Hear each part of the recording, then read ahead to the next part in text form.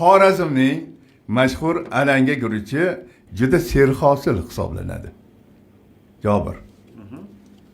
Lekin ko'p dehqonlar alanga navli sholi urug'ini orasiga nukus navli sholi urug'idan qo'shib ekishadi.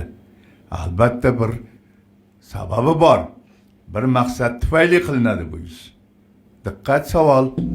O'ylab ko'rib ayting, nega alanga bilan nukus navi maydonga aralashtirib ekiladi? Vaqt ketdi. Bunaqa emasmi? Mana yo'q. Menimcha nukus ertaroq yetiladi alangaga nisbatan. Hamma zarar kunandalar unga o'tadi, hujumga o'tadi, uni yeyishadi. Bu yoq keyin chiqaveradi. Bo'y baland emasda. Nukus maydaroq bo'ladi.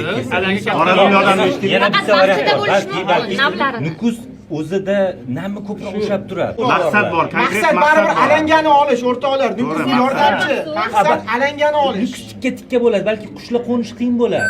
yo'q, qush qo'nmaydi. Tikka bo'ladi. Vaqt tugadi. Nukus navi alangaga nisbatan ertaroq yetiladi va tabiiyki qushlar bo'ladimi, zarar kunandalar bo'ladimi, hammasi o'sha nukus naviga o'zini uradi. Keyinchalik sekin-sekinlik bilan alanga guruchi yetila boshlaydi va bu kamroq zarar ko'radi. To'g'ri javob. Alanga aytdim-a, serhosil guruch. U tikka bo'lib o'sadi va boshog'ini ko'tara olmay shamolda yiqilish holatlari ko'p bo'ladi.